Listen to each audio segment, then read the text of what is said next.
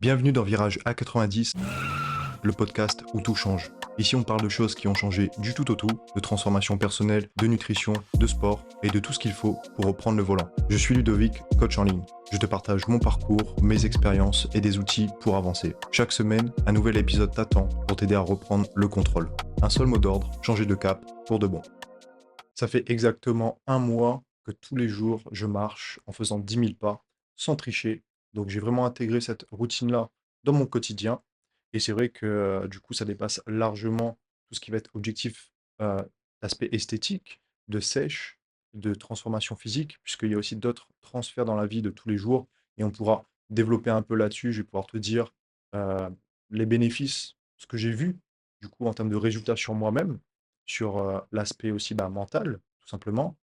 Et du coup, je vais te donner aussi plusieurs tips pour pouvoir intégrer ce type de routine, faire augmenter aussi ton nombre de pas sur la journée de façon simple, efficace, sans forcément te prendre la tête, te rajouter beaucoup de temps sur la journée.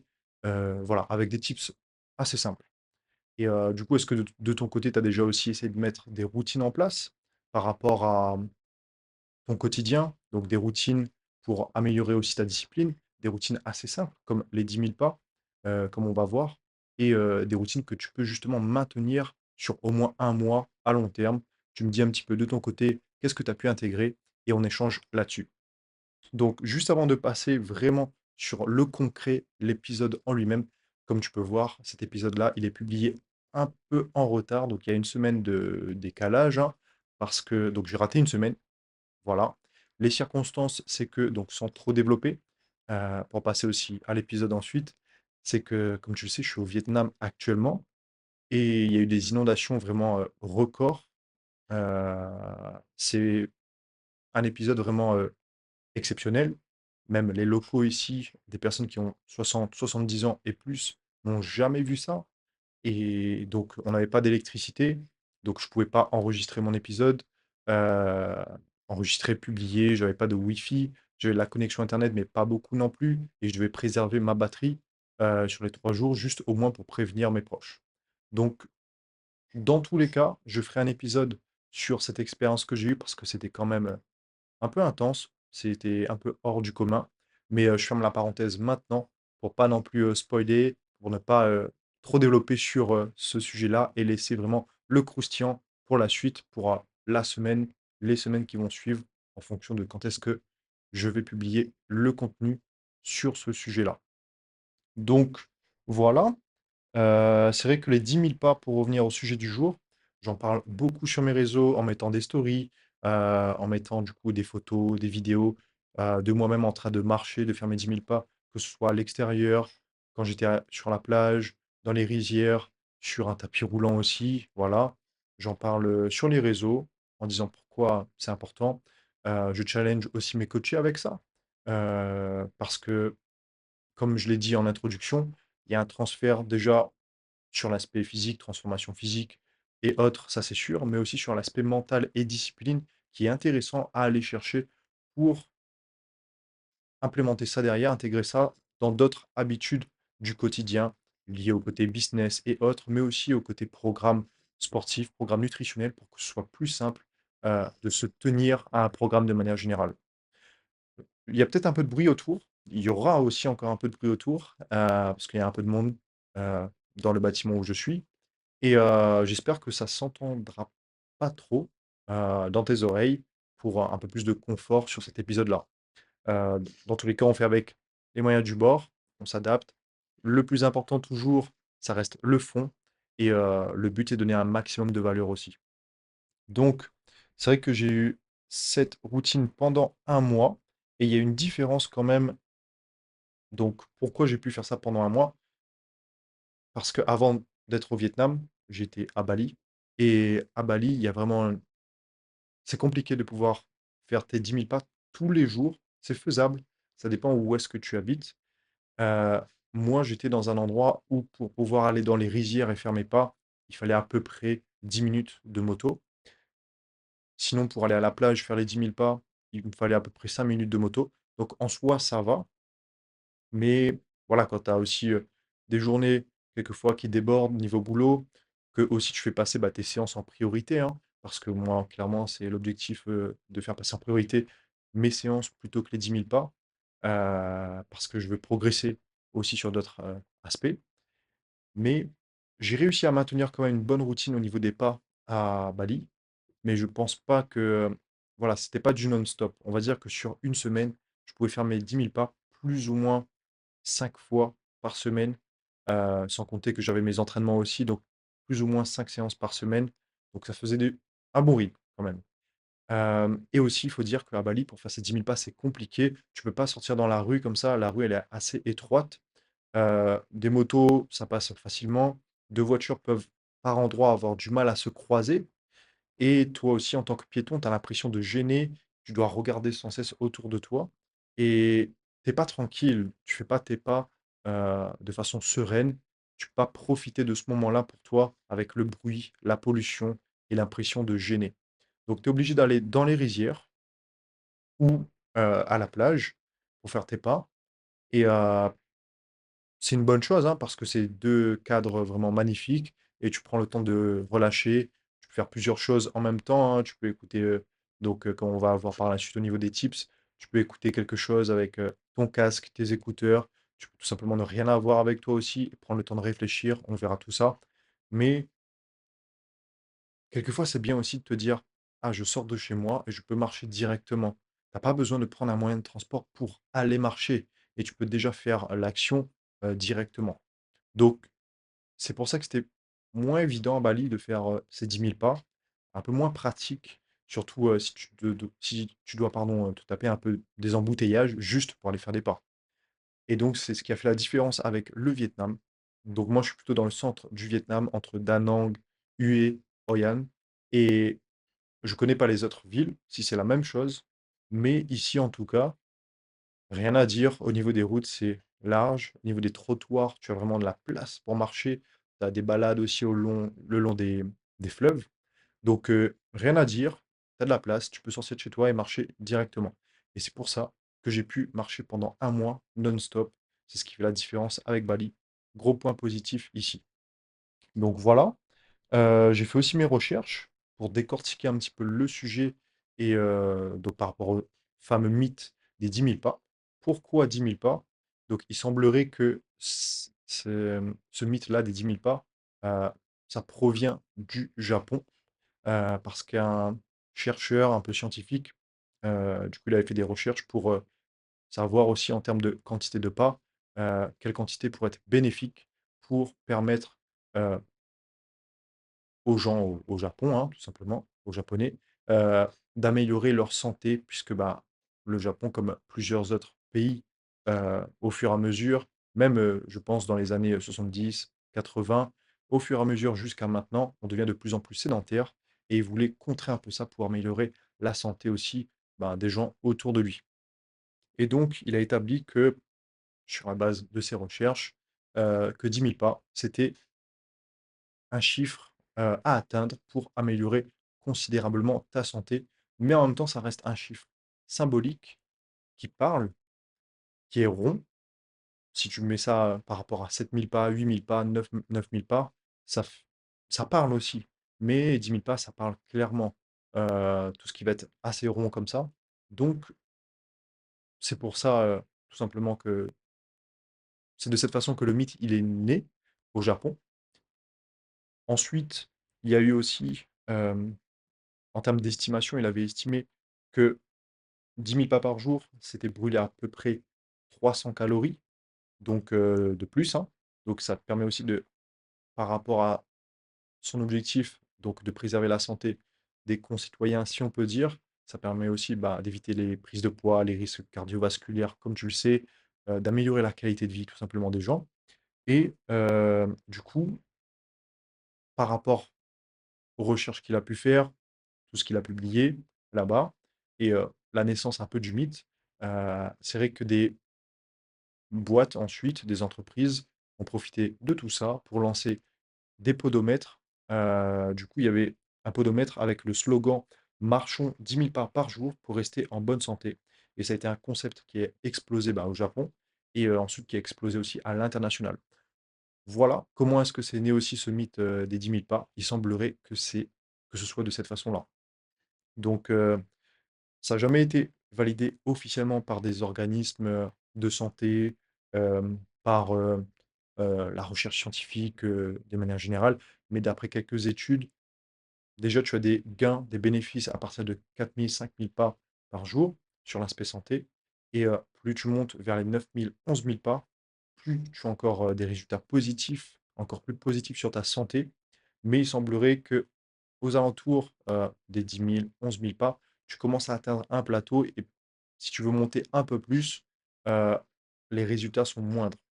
Donc ça ne veut pas dire euh, qu'on va s'arrêter aux alentours des 10 000 pas, hein. Si tu veux monter plus, 13, 14, 15 000, je pense que ce sera quand même bénéfique et c'est sûr et certain. Mais déjà, si tu as une base de 10 000 pas, je pense que c'est vraiment excellent pour l'avoir vécu. On sent la différence sur l'aspect esthétique, physique, mais aussi mental. Voilà pour la petite histoire. Et donc, c'est vrai que pour reprendre un peu ces données-là qu'il avait tout simplement publiées, donc 300 calories en plus de dépenser chaque jour pour 10 000 pas, c'est vraiment excellent. D'après aussi mes calculs, ça te fait du coup moins 0,5 kg toutes les 2 semaines, plus ou moins, de perdu. Donc, aussi, après, hein, on parle de conditions standardisées pour quelqu'un qui va manger en termes d'apport calorique, pour un apport calorique stable, si on peut dire. Euh, c'est vrai qu'il y a plusieurs facteurs à prendre en compte, mais si on part du principe qu'on a des conditions standardisées, voilà, 300 calories de dépenser en plus chaque jour, au bout de 2 semaines plus ou moins, ça correspond à moins 0,5 kg. Donc, imagine que tu combines ça avec un programme sportif bien construit pour t'aider à perdre du gras, et que tu combines ça encore avec un programme nutritionnel pour t'aider de la bonne façon aussi à encore perdre du poids en prenant du plaisir à manger pour ne pas être frustré et donc ne pas générer du stress supplémentaire euh, comme le cortisol, comme le cortisol, hein, tout simplement, qui va, plus tu intègres du stress, si tu es trop stressé, alors le cortisol va être produit en plus grande quantité et tu vas stocker plus de gras. C'est pas ce qu'on recherche en termes d'objectifs et pour l'aspect esthétique. Donc voilà, en gros, si tu fais un programme nutritionnel, si tu fais un programme nutritionnel euh, sur mesure, adapté à tes préférences, que tu combines ça avec un programme sportif sur mesure également, que tu as tes 10 000 pas chaque jour, je te laisse imaginer les résultats que tu peux avoir aussi très rapidement en termes d'aspect esthétique. Et c'est ce que je propose tout simplement à mes coachés derrière. Et c'est vrai que le retour sur investissement, comme je m'étais noté, c'est pas vraiment que d'ordre métabolique, c'est pas que d'ordre que d'aspect esthétique, comme on développe un petit peu là, mais c'est aussi sur l'aspect mental. Il y a des bénéfices justement, d'autres bénéfices qui peuvent changer ta vie, qui peuvent améliorer ta qualité de vie. Et je vais te passer aussi un peu le blabla euh, du fait, quand on te parle, oui, de faire des pas, parce que ça réduit le risque de mortalité, ça réduit le risque de cette maladie, telle maladie, etc. Je vais te passer ce blabla qu'on entend tout le temps, parce que ça semble logique un peu pour tout le monde, que forcément ça te permet d'améliorer ta santé et ta longévité aussi. Là, on va parler plutôt de l'instant présent, de la qualité de vie que tu peux avoir à l'instant présent, en faisant ces pas-là, en augmentant ton nombre de pas sur la journée. Donc déjà sur l'aspect physique, c'est vrai que tu auras une glycémie aussi qui sera beaucoup plus stable. Donc en gros, tu auras moins de coups de barre, moins de fatigue et ton énergie voilà, sera beaucoup plus stabilisée sur la journée. Donc point très important aussi si tu as un métier prenant, des responsabilités et autres, pour être assez constant aussi niveau énergie et répondre aux exigences de ton métier. Et en termes d'aspect positif, si tu veux justement euh, améliorer donc, cette glycémie pour la rendre plus stable, c'est vrai qu'il y a des résultats plus positifs après avoir mangé, d'aller faire plutôt une balade digestive de 10 minutes, 15 minutes comme ça. Donc ça peut être encore plus positif. Après, donc On a observé aussi qu'il semblerait qu'il y ait moins de rétention d'eau. Donc, ce qui semble logique, hein, notre corps il est composé d'une très grande partie, la plus grande partie d'eau.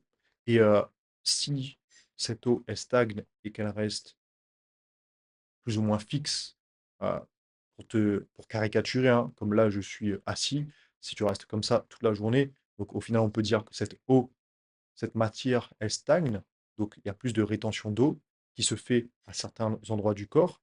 Donc, sur l'aspect esthétique, ça a un impact. Si tu peux justement faire au cours de la journée, si tu peux manipuler, faire mouvoir, donner du mouvement à cette matière, à cette eau, ton physique, il sera aussi plus dessiné. Tu pourras avoir un aspect plus sec, peut-être moins gonflé, et donc moins de rétention d'eau de manière générale. Donc ça joue clairement hein, sur l'aspect esthétique. Après, ça va t'aider aussi à maintenir le poids perdu hein, pour les résultats à long terme, éviter l'effet yo-yo. Tout ce qui est aussi circulation, oxygénation.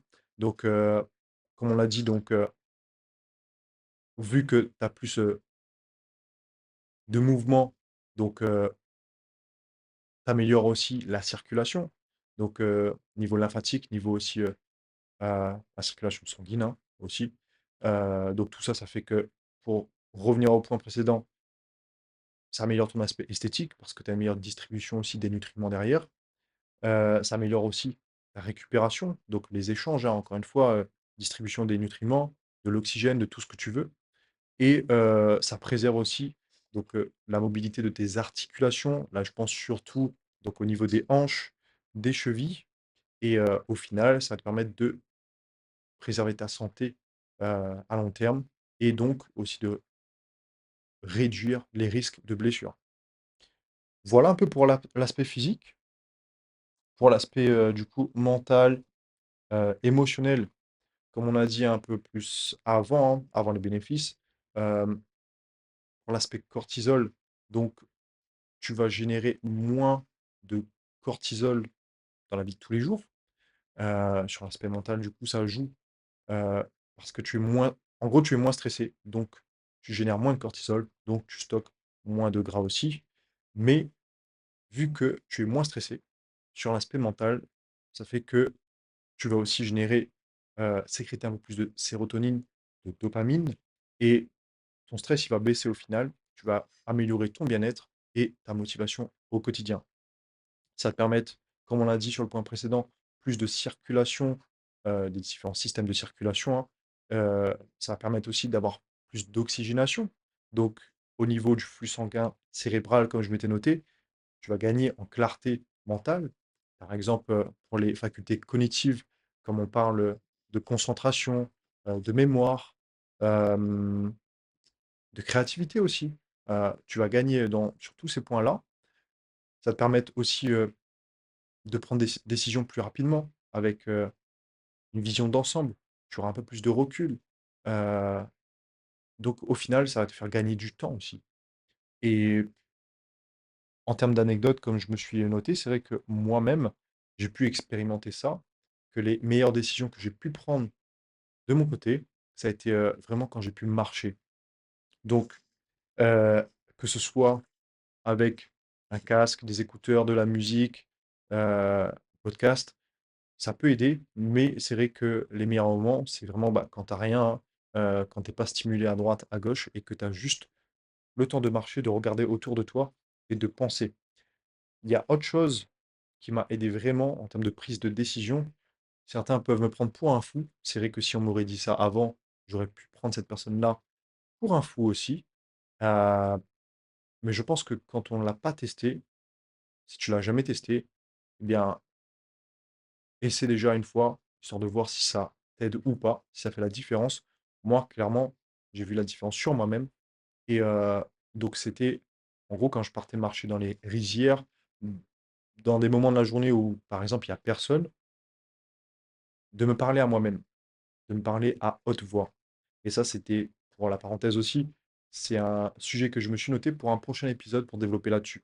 Mais en gros, j'ai vu les bénéfices, le fait de me parler à haute voix, d'établir mes plans à haute voix en termes de brainstorming, en termes de questions que je me posais à moi-même et des réponses, heu, des pistes, des différentes solutions que j'énonçais à haute voix, ça me permettait plus facilement de mettre le doigt, vu que l'idée était sortie, ça me permettait de mettre le doigt sur les solutions et de faire le tri, de prioriser ces différentes solutions-là.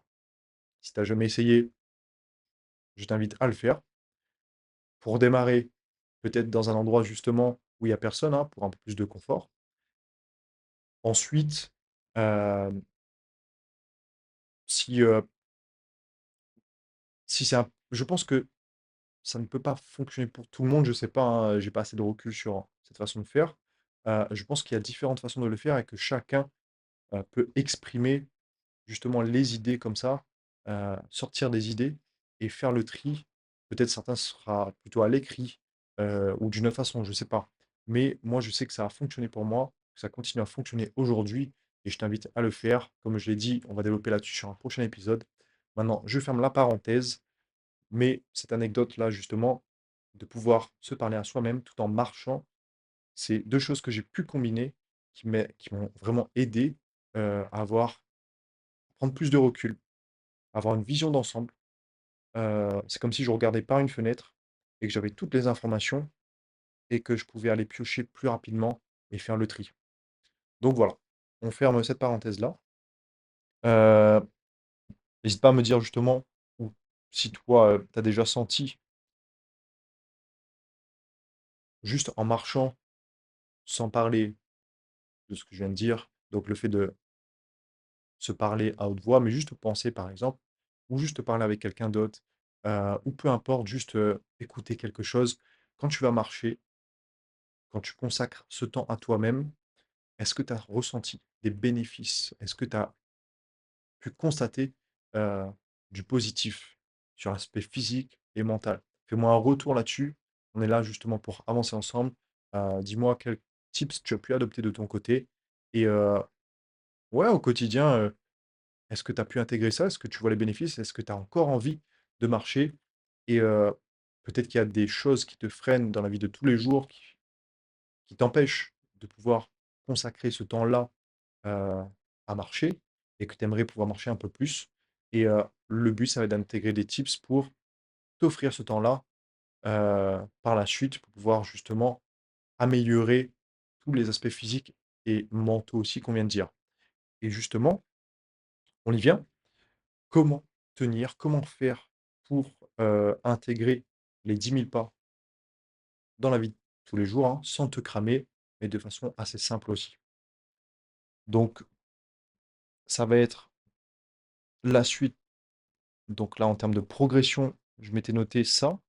Donc si déjà, tu peux constater via les applications, ta montre, ton téléphone, peu importe, les outils, les gadgets, si tu constates qu'aujourd'hui tu as 2 000, 3 000 pas par jour, on va pas aller viser les 10 000 directement. On va, dans un premier temps, aller sur un premier step, donc les 7 000, les 8 000 pas par jour. C'est comme tout.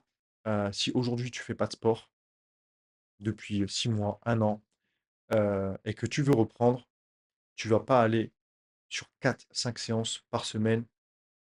C'est pas du tout la chose que tu as à faire. Tu vas partir sur une base de 3 séances pour démarrer. Tu vas partir sur des exercices plus simples, assez souvent sans charge, plutôt au poids de corps, réapprendre, heu te mouvoir sans des mouvements et des exécutions compliquées pour respecter aussi tes articulations avec moins d'impact au début. Bref, tu as compris, il faut y aller progressivement. Et c'est la même chose pour les 10 000 pas. Si tu es à 2 000 3 000 aujourd'hui, commence par 7 000 8 000. Progresse dans un premier temps, ensuite fractionne sur la journée. Pour moi, la routine, ça a été pour tenir là sur ce mois-là, ça a été, OK, le matin, après mon petit déjeuner, je vais faire, des pas, 3 4 000 pas déjà. Ça va m'aider justement à digérer, à prendre un peu de soleil, à respirer, à faire le tri au niveau de mes idées, heu, ce qui pouvait potentiellement me polluer, voilà, le mettre, le ressortir pour que justement, je peux penser à ça et je peux aussi trouver des solutions pour les choses qui peuvent me polluer aussi un peu l'esprit. et que je peux aussi penser justement à mes objectifs de la journée, quelles tâches j'ai à accomplir, comment je vais optimiser ces tâches-là, comment je vais pouvoir progresser plus rapidement sur ces tâches-là. Et une fois arrivé devant ton travail, ce que tu vas faire, tu peux réagir beaucoup plus rapidement. Et tu as pris un petit temps pour toi aussi juste avant, ce qui fait que tu es content, tu te poses, tu t'assois et tu peux bosser aussi plus sereinement. Si tu as pas la possibilité de le faire après ton petit déjeuner, pourquoi pas avant? Pourquoi pas réduire le temps? Ou pourquoi pas réduire les pas? Si c'est pas 3 000 4 000 pas, si c'est déjà 2 000, c'est toujours ça de prix. Ensuite, pareil, je me faisais une balade digestive, après le repas du midi. Donc, là, ça c'était pareil, plus ou moins 2 000 3 000 pas et en fin de journée, je terminais les pas, que j'avais à faire. Donc, les pas manquants, hein. Donc soit, si j'avais pas de séance, hem bien, j'essayais quand même de marcher un peu plus, d'être au-delà des 10 000 pas, plutôt 13 000 pas, comme ça, plus ou moins. Et si j'ai une séance, j'arrive aux 10 000 pas, plus ou moins, aux alentours des 10 000 pas, et c'est suffisant. Donc, et on va venir à ce point-là, justement. Donc, comment tu peux l'intégrer dans la journée facilement? Donc, comme je viens de le dire, en fractionnant, pour rendre les choses plus simples aussi. Euh, en y allant progressivement déjà dans un premier temps, donc 7 000 8 000 pas, mais aussi euh, pendant tes temps de récup sur tes séances, c'est ce que je fais. euh, Tu peux marcher. Sur 2 minutes, j'ai calculé à peu près ça, hein, donc sur 2 minutes de temps de récup, tu peux faire à peu près 200 pas. En marchant normalement, hein, sans te presser forcément. Donc sur 200 pas de fait, sur une séance complète, ça peut représenter environ 3 000 à 4 000 pas. Ça reste énorme quand même. Ça peut être presque la moitié de ta séance. Donc, c'est toujours ça à prendre, ça te fait gagner du temps. C'est vrai que certains peuvent me voir comme un fou en train de marcher comme un hyperactif non-stop comme ça sur mes temps de récup. Mais clairement, moi, je m'en fiche. Je suis là pour optimiser aussi mon temps. Et ouais, ça me fait du bien aussi de me dire, ok, c'est quand même un petit challenge sur mes temps de récup. Je reste en mouvement et je me dis, qui peut le plus, peut le moins. Après, c'est vrai que si tu as des séances de force de prévues, avec des temps de récup de 3 4 minutes qui démarrent à plus ou moins 3 4 minutes. Heu, Tu peux marcher un peu, mais sur les séances de force, tu as justement besoin de récupérer, de t'asseoir un peu plus, de moins marcher, en tout cas pas pendant 4 minutes, quoi. Hem, Parce que le but, c'est de soulever lourd ensuite et donc de récupérer, comme je viens de le dire. Mais je suis sûr que toi qui m'écoutes aujourd'hui, tu fais probablement peut-être pas de séances de force, en tout cas pas tous les jours. Et si tu fais des séances de force, ça va être peut-être plus ou moins une fois par semaine.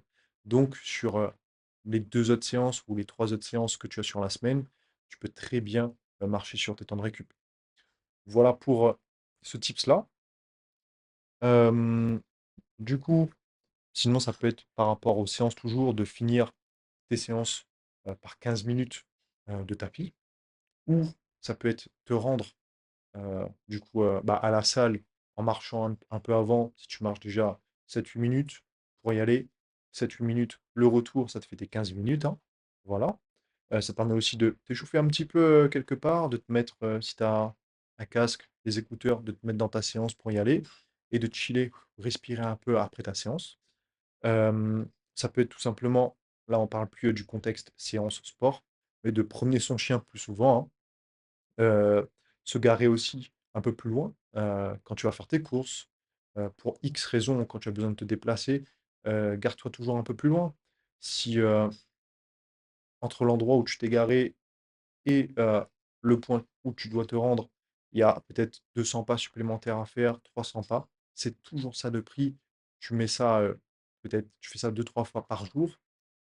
Voilà, ça te fait déjà 1 000, un peu plus de 1 000 pas de gagner et assez rapidement, tu peux grimper vers les 10 000. Après, qu'est-ce que je m'étais noté? Donc ouais, tu peux faire tes pas en marchant. Tes pas en marchant. Waouh.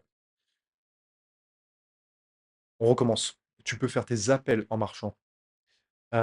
Du coup, faire tes appels en marchant, moi aussi, ça m'arrive. Ça peut être déjà dans une pièce, dans l'endroit où tu vis. Je sais que moi, j'appelle mes amis en marchant. Pas forcément tout le temps, mais quand j'y pense, hein. Euh, je suis à l'extérieur.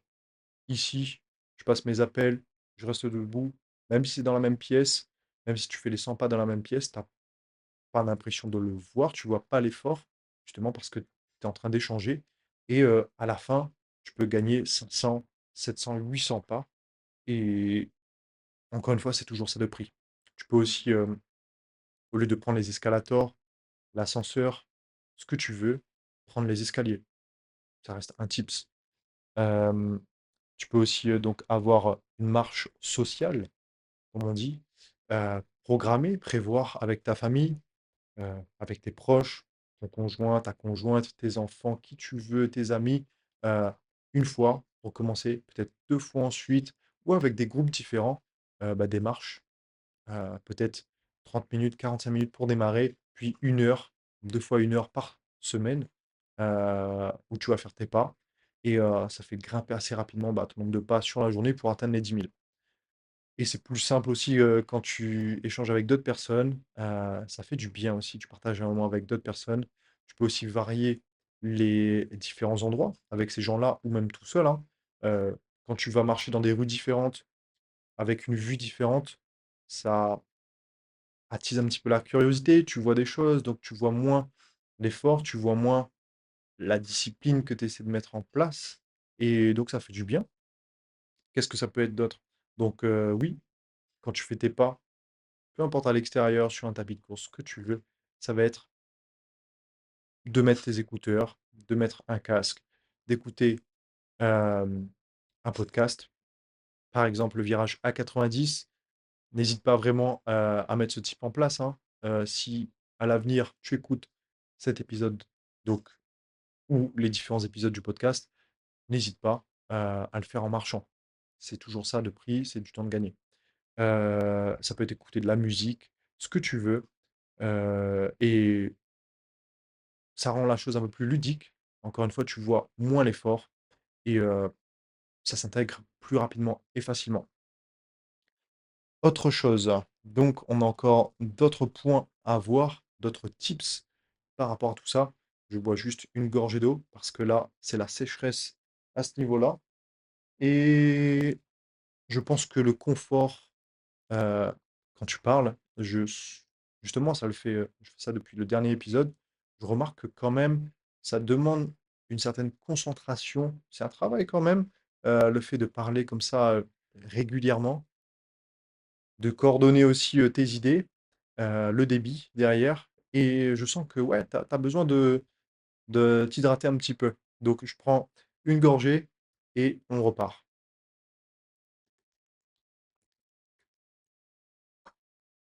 C'était 2 gorgées pour repartir un peu plus longtemps. Allez, du coup, ça, c'est un point super important, réduire la friction. Ça rejoint un peu tous les points quand tu veux intégrer de nouvelles habitudes dans ta vie. Donc, ça peut être, si tu veux faire tes pas, de mettre tes chaussures, de mettre ta bouteille d'eau, ton sac, ce que tu veux, ton casque, tes écouteurs, dans ta voiture, dans un endroit où tu vois, euh, sur le canapé où tu mets tes chaussures. Euh, voilà, mettre tout le matos dont tu as besoin pour faire tes pas un endroit visible pour, que tu te dises: «Ah OK, ça c'est là, bon, ben, je vais profiter heu, du fait que, ce soit là, que ce soit, heu, automatisé, mis en place, simplifié, que ton environnement appelle l'habitude en gros, pour saisir l'occasion, l'opportunité de faire cette action-là, de continuer à perpétuer justement cette habitude, de faire ces pas-là. Donc créer l'environnement autour de toi, hem, du coup, réduis la friction en créant l'environnement autour de toi. Aussi au niveau de ton agenda, essaie de comme si tu planifiais un rendez-vous, un professionnel, ce que tu veux, note-toi ça quelque part. Donc, comme un moment avec toi-même ou comme, un créneau que tu bloques pour une séance. C'est la même chose. C'est un temps pour toi-même, c'est un temps pour ton habitude, pour continuer à te développer personnellement. Donc bloque-toi ça dans ton agenda. Aussi, tu peux utiliser des applications, des choses, qui vont aussi te motiver. Je sais que ça peut passer par les montres, les applications, sur téléphone, tout ce que tu veux. Il y a des challenges par rapport à ça pour, déjà te comparer Ça peut être aux autres, mais surtout à toi-même, de jour en jour, de semaine en semaine, voir aussi un petit peu les stats. Je sais que certains sont joueurs avec ça et de se dire: «Ah ouais, OK, là, en un mois, 2 mois, 3 mois, un an, heu, je suis à une moyenne de tant de pas, une moyenne de tant de kilomètres» et tu as envie de voilà, mois après mois, année après année, peut-être te dépasser, faire mieux. En tout cas, dans l'intention, dans l'idée, la petite graine, elle est plantée aussi. Je sais qu'il y a des applications aussi par rapport à ça, l'application WeWard. Heu, je ne sais pas si c'est toujours le cas, hein, parce que j'ai utilisé il y a longtemps quand même. Et en gros, en mettant ton téléphone dans ta poche, hem, en bougeant comme ça, en marchant, ça calcule donc ton nombre de pas. Bon, après, ça peut être remis en question en termes de statistiques. C'est vrai que ça peut ne pas être aussi précis qu'une montre ou autre chose, ou qu'un podomètre, mais tu as des récompenses en atteignant ton compteur chaque jour. Tu peux gagner, à la fin, des petits objets, des récompenses, de l'argent même, donc ça peut être assez ludique. Je sais que j'ai une coachée qui avait acheté un podomètre, heu, chez une grande marque française, heu, de sport qu'on connaît tous, de couleur bleue. Ouais, donc tu vois directement de quoi est-ce que je parle. C'était pas très cher, pour 10 €, 15 € comme ça. Un petit podomètre qu'elle mettait dans sa poche tous les jours et elle ressortait comme ça, à chaque moment de la journée ou en fin de journée et c'était un petit challenge avec elle. Elle l'a même pris avec elle pour, aller en vacances et donc elle a bien aimé ça, ça a fonctionné pour elle. Si jamais tu veux tester. Voilà, pour les tips un peu pour réduire la friction quelque part et rendre la chose plus ludique et bah, je pense qu'on est pas mal déjà en termes de points, de choses que tu peux intégrer. J'en connais, j'en ai mis en place d'autres de mon côté pour moi-même ou pour mes coachés.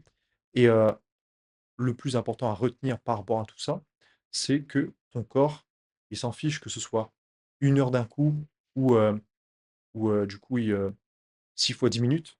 Heu, le plus important, c'est le cumul de tout ça sur la journée. Et comme je me suis noté, n'oublie pas que la tortue va toujours plus loin que le lièvre. Parce qu'elle avance tous les jours. Donc reste régulier, reste constant, heu, reste discipliné et le reste viendra automatiquement. Parce que on peut tous envoyer en termes d'intensité, faire bien les choses pendant un jour, même faire des exploits, des records, mais ça reste éphémère. Ça reste un effort, une action qui va te faire progresser, oui, mais qui demandera tellement d'efforts, d'énergie, et de récupération derrière que, au final, c'est beaucoup plus bénéfique de répéter, des actions, des efforts, si on peut dire de façon modérée, mais régulièrement pour progresser dans le temps.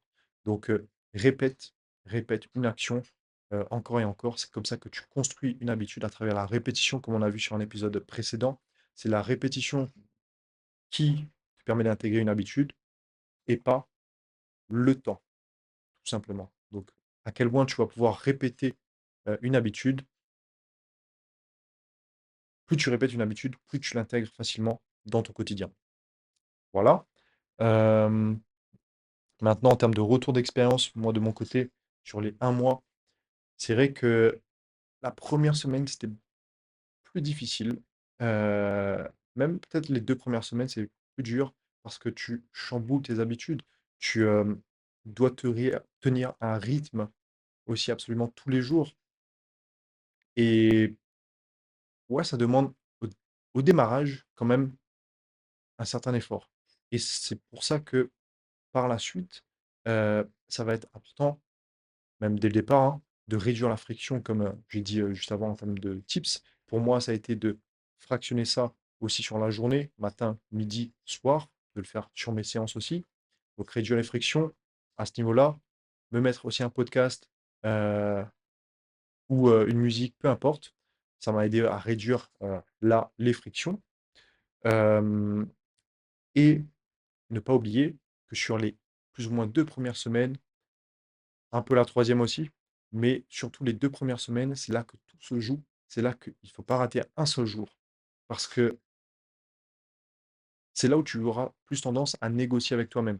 C'est là où tu auras tendance à te retrancher plus facilement dans le confort, dans: «Ah non, j'ai pas envie aujourd'hui, j'ai pas la motivation» ou c'est là aussi tu peux, où tu peux,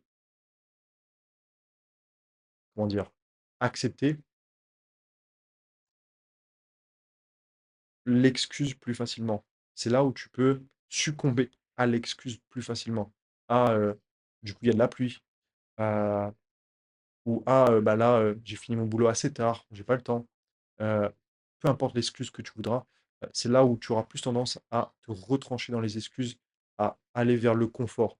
Donc ne rate aucun jour quand tu intègres une nouvelle habitude, ne rate aucun jour pendant au moins les 2 premières semaines. Normalement, ça va être les 3 premières semaines, mais tu vas voir qu'au bout entre la deuxième et la troisième semaine, ça dépend aussi de l'habitude, hein, mais de mon côté en tout cas, c'était beaucoup plus simple déjà la troisième semaine. On sentait qu'il y avait moins d'efforts à fournir chaque jour pour répéter cette habitude-là. Et la quatrième semaine, c'était acquis, c'était là. Et je sentais qu'au bout de la quatrième semaine et donc de ce premier mois-là aussi, que si je pouvais rater ces 10 000 pas, il y avait peut-être un peu plus de frustration de mon côté. Je J'aurais eu plus tendance à me sentir un peu déçu, de moi-même, parce que j'ai pas rempli ma mission, j'ai pas rempli, heu, le contrat, j'ai pas coché, heu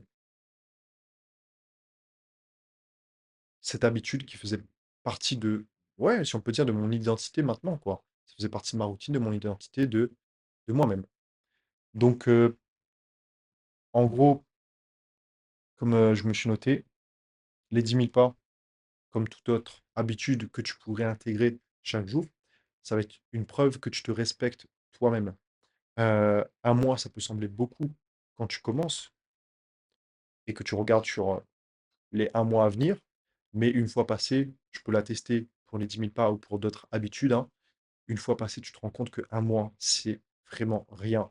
Même après, au bout de 2 3 mois, tu te dis: «Ah ouais, c'est rien» et quand tu vois les bénéfices, comme on l'a dit un peu plus en amont, quand tu vois les bénéfices d'ordre physique, heu, esthétique, heu, sur l'aspect santé, sur l'aspect mental, sur le transfert dans d'autres domaines de ta vie, tu comprends pourquoi c'est important de maintenir ce rythme-là et tu comprends, après tant de répétitions et